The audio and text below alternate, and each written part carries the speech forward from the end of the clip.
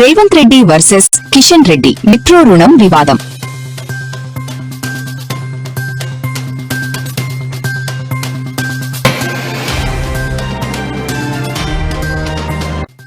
ఢిల్లీలో జనసేన ప్రత్యేక సమావేశం, పాల్గొన్న పవన్ కళ్యాణ్.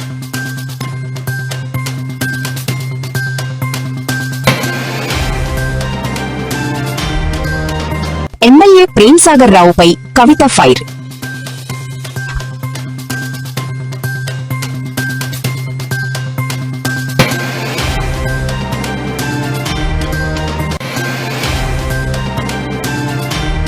అర్ధరాత్రి చింతమనేని ప్రభాకర్ హల్చల్.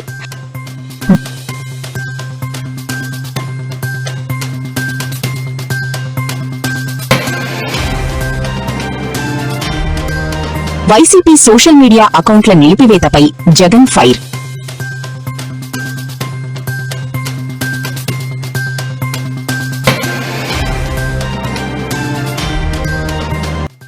ఆడబిడ్డ నిధి పథకంపై వైసీపీ నేతల ధ్వజం.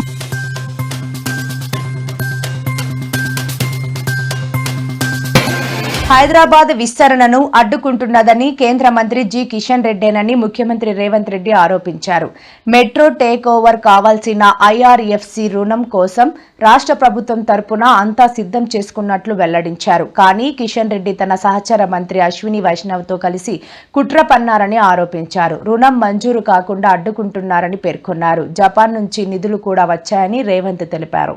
ప్రజాపాలన ప్రభుత్వం చేపట్టినెంబడే మెట్రోను విస్తరించాలి, ప్రజలకి రవాణా సౌకర్యాలను మెరుగుపరచాలి, హైదరాబాద్ నగరంలో అవుతున్న ట్రాఫిక్ జామ్లకు ప్రజలకు ఇబ్బంది, పర్యావరణాన్ని కాలుష్యాన్ని నియంత్రించడానికి ఈ మెట్రోను విస్తరించాలనే నిర్ణయానికి వచ్చి కేంద్ర ప్రభుత్వాన్ని రెండో ఫేజ్ ని మాకు మీరు అనుమతి ఇవ్వండి, నిధులు ఇవ్వండి అని చెప్పి ప్రధానమంత్రి గారిని, అర్బన్ డెవలప్మెంట్ మినిస్టర్ ను, రైల్వే మినిస్టర్ ని, ఫైనాన్స్ మినిస్టర్ ని చాలా సందర్భాలలో నేను కలిసి విజ్ఞప్తి చేయడం జరిగింది. చివరికి మా ఒత్తిడి తట్టుకోలేక పట్టణాభివృద్ధి శాఖ మంత్రి ఖట్టర్ గారు మీరు ఎల్ఎన్టీని ఒప్పించి ఫేజ్ 2 లో వాళ్ళని భాగస్వాములుగా చేయండి, అప్పుడు రెండో ఫేజ్ కి మేము అనుమతులు ఇస్తామని చెప్పి వాళ్ళు కండిషన్ పెట్టడం జరిగింది. అప్పుడు మేము ఎల్ఎన్టీని సంప్రదించిన ఫేజ్ 1 పబ్లిక్ ప్రైవేట్ పార్ట్నర్షిప్ లో 70 కిలోమీటర్లు మీ ఆధ్వర్యంలోనే నడుస్తుంది కాబట్టి ఫేజ్ 2 మెట్రో విస్తరణ 122 కిలోమీటర్లు విస్తరించాలని మేము నిర్ణయం తీసుకున్నాం. తద్వారా ఈ రోజు 5 లక్షల మంది ప్రయాణికులు ఏదైతే ఇప్పుడు ఉన్న దాంట్లో ప్రయాణం చేస్తున్నారో అదనంగా ఇంకొక 6 లక్షల మంది ప్రయాణం చేయడం ద్వారా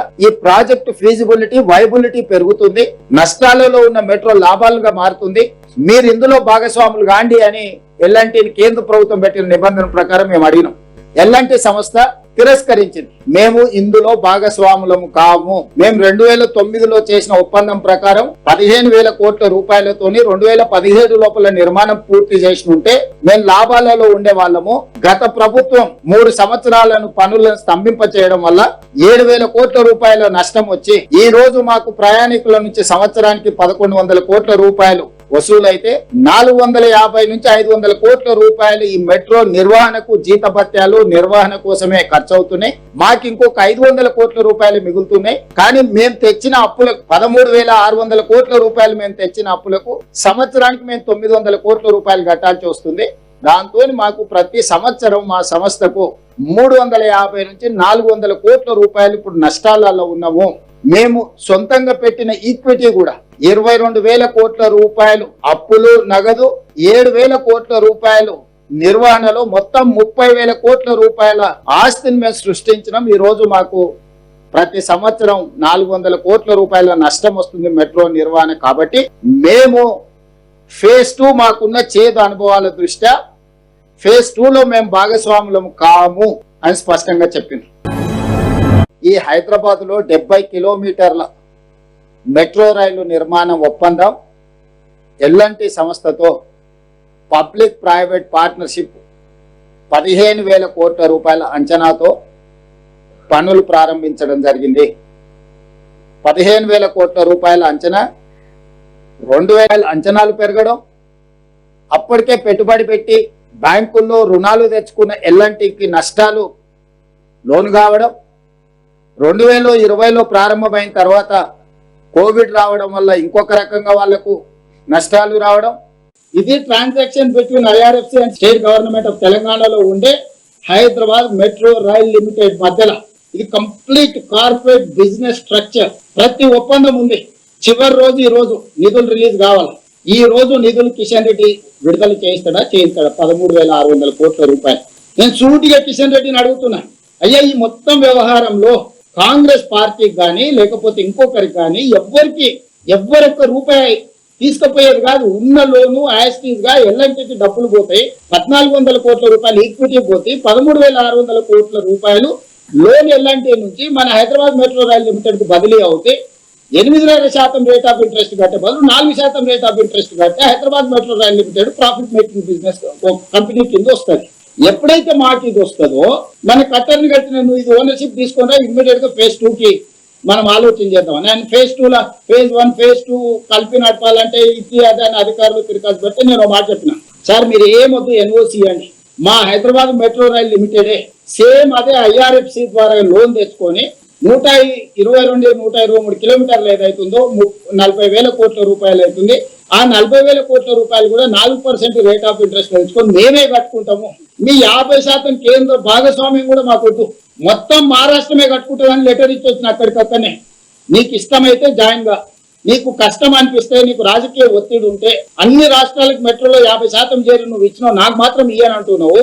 నీకేదో నాకు చెప్పని సమస్య ఉన్నది కాబట్టి నాకు జస్ట్ ఎన్ఓసి ఇచ్చేసి నేను IRFC నుంచి మిగతా 123 కిలోమీటర్లు కూడా నా సొంత పైసలతోటి నేనే గ్యారంటీలు ఇచ్చి నేనే నిర్మాణం చేసుకుంటాను కూడా లెటర్ ఇచ్చి. జనసేన పార్టీ ఢిల్లీ వేదికగా జనసేన ప్రస్థానం జాతీయ సమగ్రత కోసం అనే ప్రత్యేక సమావేశాన్ని నిర్వహించింది. ఈ కార్యక్రమాన్ని ఉద్దేశించి పార్టీ అధ్యక్షుడు పవన్ కళ్యాణ్ మాట్లాడుతూ అధికారం కోసం తాను పార్టీ పెట్టలేదని, దేశ సమగ్రతను కాపాడటమే జనసేన ముఖ్య లక్ష్యమని స్పష్టం చేశారు. ఈ 12 ఏళ్లలో ఎన్నో పోరాటాలు, ఉద్యమాలు చేశామని పవన్ గుర్తు చేశారు. మీరు చూస్తా ఉన్నారు కాక్రోచెస్ అనే ఇది కూడా నాకు సుమతి శతకం గుర్తు వచ్చింది. అంటే చాలా చిన్నగా కనిపించే క్రిమి కీటకాలు కూడా, చిన్న చీమలు కూడా ఒక బలవంతమైన సర్పాన్ని చంపేస్తాయి అన్నట్టుగా చిన్న చిన్న ఆలోచనలు ఇండివిజువల్ వ్యక్తులు వీళ్ళందరూ కూర్చొని మనకి సరైన దేశం తాలూకు గాఢతని కానీ తీవ్రతని కానీ దీని తాలూకు లోతుని అర్థం చేసుకోకపోతే చాలా డివిజివ్నెస్ యాటిట్యూడ్తో మాట్లాడి దేశం తాలూకు సమగ్రతని బలి చేసేయడానికి ఎప్పుడు శక్తులు సిద్ధంగా ఉంటాయి. అలాంటి ఆలోచన ప్రవాహంలో మనం చిక్కుకోకూడదు అన్న భావన తెలియజెప్పడానికి ఈ ఢిల్లీని వేదికగా పెట్టాం. అయితే చాలా కోట్ల మంది చిన్న చిన్న ఆలోచనల వ్యక్తులు కూడా కలిస్తే అది మంచి కావచ్చు, చెడు కావచ్చు, చాలా బలమైన ప్రభావాన్ని సృష్టించగలరు. అందుకని ఈ విభజనవాదాన్ని సృష్టిస్తున్నారు. లేదంటే ఇలాంటి పరిస్థితుల్లో మనం దాంట్లో భాగస్వామ్యం కాకూడదు, దాంట్లో మనం ఎంత ఎదురెడ్డి పోరాడాలని చెప్పడానికి దీని తాలూకు ముఖ్యాంశం. సో మిమ్మల్ని అందరినీ ఇక్కడికి ఆహ్వానించడంలో నా ముఖ్య ఉద్దేశం ఒకటి, ఒక బాధ్యత గల రాజకీయ పార్టీగా ఈ ఆశయాన్ని మరింత స్వాతంత్ర్య స్ఫూర్తిని ముందుకు తీసుకెళ్ళటం, మన ఫౌండేషన్ ఫాదర్స్ని గౌరవించడం ఈరోజు ఈ సమావేశం యొక్క ముఖ్య ఉద్దేశం. శ్రీలంక కృష్ణలంక పోలీస్ స్టేషన్లో రాధారంగా మిత్ర మండలిలో పనిచేసినటువంటి వ్యక్తులు ఏమనిచ్చారు, 29వ తారీఖు లోపల వాడిని ప్రొడ్యూస్ చేయమన్నారంట. అక్కడ మీటింగ్ పెట్టమేంటి అంటే లింగంనేని రమేష్ టికెట్లు కొన్నాడు కదా అని చెప్పి వెళ్ళిపోవడం ఎక్కడ పెడితే అక్కడికి, నాకు అర్థం కాల. జరుగుతుంది తప్ప ఇలాంటి దారుణాలు జరుగుతుంటే ఇక్కడ కళ్ళు మూసుకొని అక్కడికి వెళ్ళి ఏదో మాటలు చెబితే మాత్రం జరగదనేది నా అభిప్రాయం. రిలీజ్ అయిన సినిమాని మళ్ళీ రిలీజ్ చేసాం లాభం, రీటేకా రిలీజా లేకపోతే రీమేకా నాకు అర్థం కాల. ఈ జాతీయ రాజకీయాల్లో ప్రవేశిస్తున్నాననేది ఇది రీమేక్ సినిమా లాంటిది అనుకుంటా నేను అనుకోవటం. అందుకని ఏముంది, ఇంతకుముందు తెలంగాణలో నువ్వు పోటీ చేసావు కదా, బీజేపీ నువ్వు కలిసి పోటీ చేసిన మాట నిజం కదా, సరే అప్పుడేం ఓట్లు రాలేదు అనుకో, అది వేరే విషయం. అంటే ఎప్పటికప్పుడు ఏదేదో గుర్తొచ్చినప్పుడల్లా మాట్లాడితే హాస్యాస్పదంగా ఉంటుంది. కాస్త తెలుసుకోండి పవన్ కళ్యాణ్ గారు రాజకీయాల గురించి. తెలంగాణ వెళ్ళి ఒక మీటింగు, ఢిల్లీ వెళ్ళి ఒక మీటింగు, టికెట్లు కొనేవాడు ఉన్నాడు కదా అని ఎక్కడ పడితే అక్కడికి వెళ్ళిపోయి మీటింగ్లు పెడితే ఏం లాభం చెప్పండి. సో ముందు అసలు ఆంధ్రప్రదేశ్లో ఉన్నటువంటి నీ రాజకీయ పక్షం మీదే నువ్వు దృష్టి పెట్టలేని వాడివి. నీకున్న 175 నియోజకవర్గాల్లోనూ నీ కార్యకర్తలను సంతృప్తి పరచలేని వాడివి. జాతీయ రాజకీయాల్లోకి వెళ్ళి ఏం చేస్తావో నేను అడుగుతాను. మామూలు త్యాగాలు కావు సుమా. అసలు మొట్టమొదటి చేసిన త్యాగం మామూలు కాదు. ఏం త్యాగం అంటే ఒక్క సీటు కూడా పోటీ చేయకుండా తెలుగుదేశానికి సపోర్ట్ చేయడం అనేది మాత్రమే త్యాగం. ఎందుకు చేశావా అంటే దేశం కోసం చేశాను, రాష్ట్రం కోసం చేశాను అంటాడు.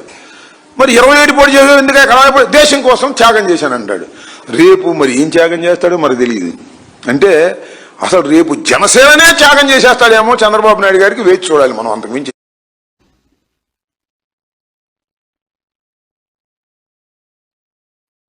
తెలంగాణనే కొట్లాడి తెచ్చుకున్నాం, ఎమ్మెల్యేల గూండాగిరికి భయపడదామా అని టీఆర్ఎస్ చీఫ్ కల్వకుంట్ల కవిత అన్నారు. మంచిర్యాల ఎమ్మెల్యే కొక్కిరాల ప్రేమ్ సాగర్ రావు గూండాగిరి బంద్ చేయాలని అన్నారు. ఈ గడ్డ నుంచే తెలంగాణ రక్షణ పార్టీ ఏర్పాటైందని, ఇక్కడ నుంచే జెండా ఎగరవేస్తామని కవిత పునరుద్ఘాటించారు. కాంగ్రెస్ పార్టీ అవినీతి కారణంగానే సింగరేణి సంస్థ నష్టపోతోందని ఆరోపించారు.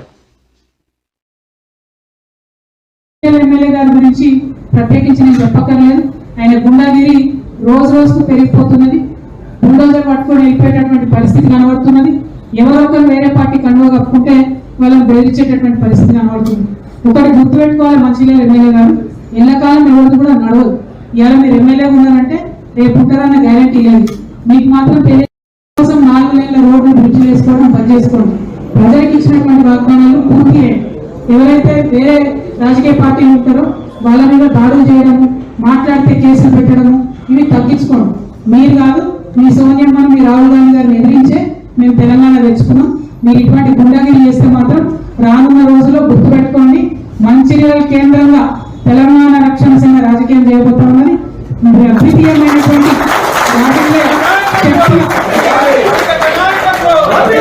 రాజకీయ శక్తిగా ఎదుగుతాం.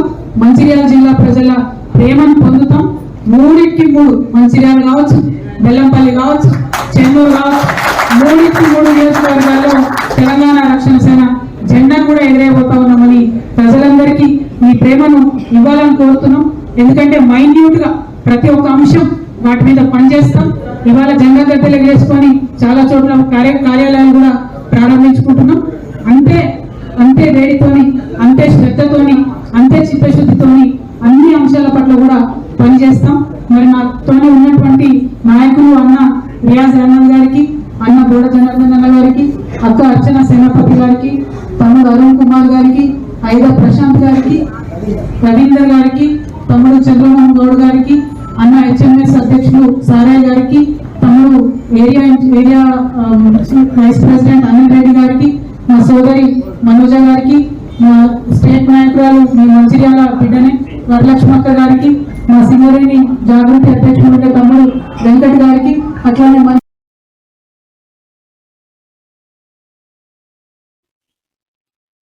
ఆంధ్రప్రదేశ్ రాష్ట్రంలో టీడీపీ ఎమ్మెల్యే అర్ధరాత్రి హల్చల్ చేశారు. దెందులూరు ఎమ్మెల్యే చింతమనేని ప్రభాకర్ ప్రముఖ న్యాయవాది ఈడ్పుగంటి శ్రీనివాస్ బాబు నివాసమే లక్ష్యంగా ఆయన తన అనుచరులతో కలిసి దాడికి యత్నించడం స్థానికంగా కలకలం రేపింది. ఏకంగా ప్రోక్లెయిన్లను జేసీబీఎస్ వెంటబెట్టుకుని లాయర్ ఇంటి వద్దకు వెళ్లిన చింతమనేని వాడో నేనో తెలిపోవాలి అంటూ తీవ్రస్థాయిలో బహిరంగంగానే బెదిరింపులకు దిగారు.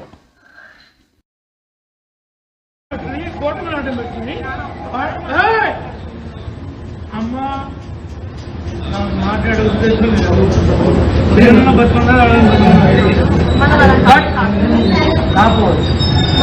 కానీ ఇప్పుడు నా ఫ్యామిలీ గురించి నేను వాడెందుకు మాట్లాడు అమ్మ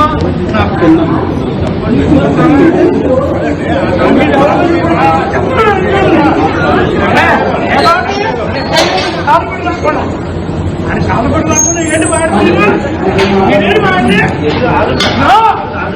ఐఎమ్ సారీ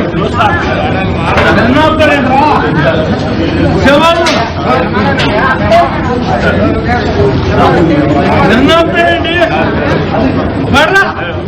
కూర్చో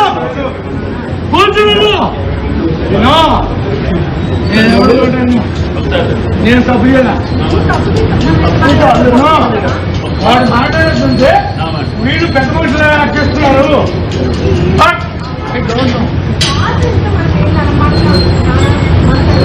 మారిందా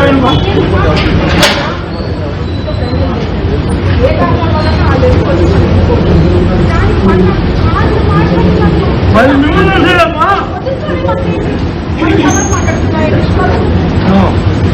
ఇల్లు కూల మాత్రం అయిపోవాలి నేను మొత్తం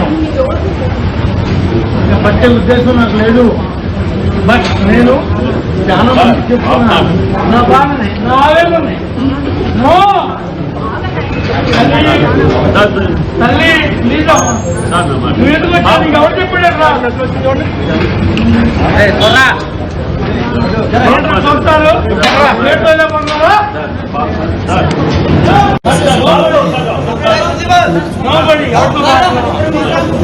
నా ఫ్యామిలీ గురించి నేను వాడు ఎందుకు మాడాడు నా అమ్మ పెద్ద మనుషులు చేస్తున్నారు. నో వైసీపీ సోషల్ మీడియా ఖాతాను కూటమి ప్రభుత్వం నిలిపివేసిందంటూ వైఎస్ జగన్మోహన్ రెడ్డి తీవ్ర ఆగ్రహం వ్యక్తం చేశారు. కూటమి ప్రభుత్వం చేస్తున్న తప్పులను వైసీపీ నేతలు సోషల్ మీడియా వేదికగా నిలుదీస్తున్నారనే కక్షతోనే తమ గొంతు నొక్కే ప్రయత్నం చేశారని ఆయన మండిపడ్డారు. ఇన్స్టాగ్రామ్ ను నిలిపివేసిందని గుర్తు చేశారు. ఇప్పుడు ఏకంగా ఫేస్బుక్ పేజీని అందుబాటులో లేకుండా చేసిందని జగన్ ఆరోపించారు. వైఎస్ఆర్ కాంగ్రెస్ పార్టీకి ఉన్నటువంటి సోషల్ మీడియా అకౌంట్స్ మీద చంద్రబాబు నాయుడు గారి ప్రభుత్వం పెద్ద ఎత్తున దాడి చేసే ప్రయత్నం చేస్తుంది. వైఎస్ఆర్ కాంగ్రెస్ పార్టీకి అఫీషియల్గా ఉన్న ఫేస్బుక్ అకౌంట్ని క్లోజ్ చేసేటటువంటి ప్రయత్నం చేసింది. ఇది ఒక పిరికి చర్యగా నేను భావిస్తున్నాను. వైఎస్ఆర్ కాంగ్రెస్ పార్టీ ఈ రాష్ట్రంలో జరుగుతున్నటువంటి అన్యాయాలను, అక్రమాలను, తెలుగుదేశం ప్రభుత్వం చేస్తున్నటువంటి దోపిడీ విధానాలను, లేదా తెలుగుదేశం పార్టీకి చెందినటువంటి ఎంపీలు, ఎమ్మెల్యేలు చేస్తున్న అరాచకాలను ఎప్పటికప్పుడు ప్రజల దృష్టికి తీసుకువెళ్ళటానికి రెగ్యులర్ మీడియాతో పాటుగా సోషల్ మీడియాను కూడా ఉపయోగించుకుంటుంది. ఇది సహజమైనటువంటి అంశం ప్రజాస్వామ్యంలో. Regular media 70% above Chandrababu Naidu గారి గుప్పెట్లో ఉంది కాబట్టి రెగ్యులర్ మీడియాలో మేము చెప్పేటటువంటి వాదనలు కానీ, విమర్శలు కానీ అంతగా ప్రజలకు చేరనీయకోకుండా చంద్రబాబు నాయుడు గారు ప్రయత్నం చేస్తున్నారు. సోషల్ మీడియా అలా కాదు. సోషల్ మీడియా ప్లాట్ఫామ్స్ మీద మేము చేసేటటువంటి ప్రతి విమర్శ కానీ, ప్రసంగం కానీ ప్రజల మధ్యకు వెళుతుంది. దాన్ని ఏదో ఒక విధంగా అడ్డుకోవాలనేటువంటి ఒక విష ప్రయత్నాన్ని చంద్రబాబు నాయుడు గారు చేస్తున్నారు. దానికి పోలీస్ వ్యవస్థను అడ్డం పెట్టుకొని వారి చేత కంప్లైంట్ ఇప్పించి మా అకౌంట్స్ని క్లోజ్ చేసేటటువంటి ప్రయత్నం చేస్తున్నారు. ఇది ప్రజాస్వామ్యంలో చాలా దురదృష్టకరమైనటువంటి ప్రయత్నం. ఇంకో మాట చెప్పాలంటే ఇది భావ ప్రకటన స్వేచ్ఛ మీద జరుగుతున్న దాడిగా మనం భావించాలి. మేము అనేకమైన విమర్శలు చేస్తాం. ఆ విమర్శలు సద్విమర్శల లేక సద్విమర్శలు కాదా అని నిర్ణయించవలసింది ప్రభుత్వాలు కావు. ఖచ్చితంగా ప్రజలు నిర్ణయించాలి. ప్రజలకు చేరవేయాలి. ప్రజలకు చేరవేసేటటువంటి ప్రయత్నం మేము చేస్తుంటే అవి తప్పుడు ప్రచారాన్ని చెప్పడానికి మీరెవరని చంద్రబాబు నాయుడు గారిని అడుగుతా ఉన్నా. ఇది ఒక విధంగా చెప్పాలంటే ప్రజాస్వామ్యం మీద దాడి. ఇది ఖచ్చితంగా వైఎస్ఆర్ కాంగ్రెస్ పార్టీ మీద మాత్రమే దాడిని భావించకండి. ఇది ప్రజాస్వామ్యం మీద దాడిగా భావించవలసినటువంటి అవసరం ఉందని ఈ సందర్భంగా నేను చెబుతున్నాను. ప్రతిపక్ష స్వరాన్ని అణిచివేయటానికి అధికార దుర్వినియోగానికి పాల్పడుతున్నారు అని కూడా అంటారు. సోషల్